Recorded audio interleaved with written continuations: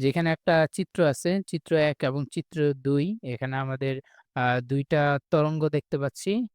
তো এই ক্ষেত্রে দেখো বলা আছে P থেকে U তে প্রসারিত অর্থাৎ P থেকে U তে আসতে আমাদের 0.6 সেকেন্ড সময় লাগে এবং M থেকে N এ পৌঁছাইতে আমাদের 1.2 সেকেন্ড সময় লাগে। এখানে আমাদের কম্পাঙ্কের অনুপাত অর্থাৎ F1:F2 বের করতে হবে। এটা বের করতে হবে। তাহলে দেখো কম্পাঙ্ক আমরা কিভাবে বের করব? এখানে আসলে পর্যায়কাল বের করার সাহায্যে আমরা কম্পাঙ্ক বের করতে পারি। তাহলে দেখো ১ নাম্বার চিত্রের জন্য এখানে P থেকে এখান থেকে আসে এই পর্যন্ত হচ্ছে একটা কম্পাঙ্ক। আর এতটুকু হচ্ছে আরেকটা কম্পাঙ্কের অর্ধেক অর্থাৎ 1.5 T1 এর মান হচ্ছে 0.6 সেকেন্ড।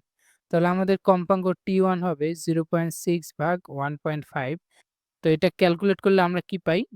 0.4 সেকেন্ড। তো এখান থেকে সুতরাং আমরা লিখতে পারি F1 = 1/T1 অর্থাৎ 1/0.4 যেটার অ্যান্সার আসবে 2.5 হার্টজ। একইভাবে ২ নাম্বার চিত্রের জন্য দেখো ২ নাম্বার চিত্রে M থেকে শুরু হইলো এই পর্যন্ত হচ্ছে একটা তরঙ্গ, আবার এখান থেকে শুরু হয়ে এখানে আসলো ২ টা তরঙ্গ। তাহলে ২ টা তরঙ্গ অর্থাৎ T2 = হচ্ছে 1.2 সেকেন্ড।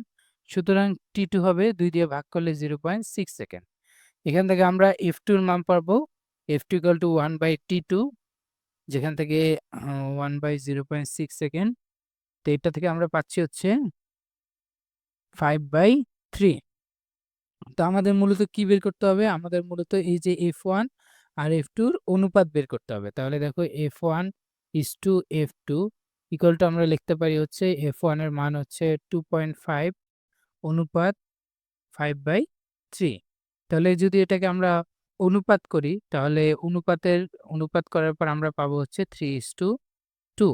তাহলে সঠিক অ্যান্সার হচ্ছে সি 3:2।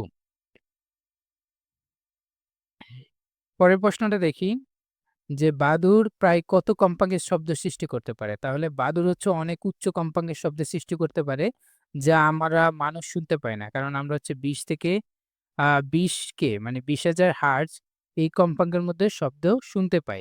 তো বাদুড় যে শব্দ সৃষ্টি করে সেটা হচ্ছে ১০০ কিলো হার্টজ। পরের প্রশ্নটি দেখি সুরযুক্ত শব্দের বৈশিষ্ট্য নয় কোনটি? তো সুরযুক্ত শব্দের বৈশিষ্ট্য হচ্ছে তীব্রতা, পিচ এবং টিম্বার। এই ৩ টা হচ্ছে সুরযুক্ত শব্দের বৈশিষ্ট্য।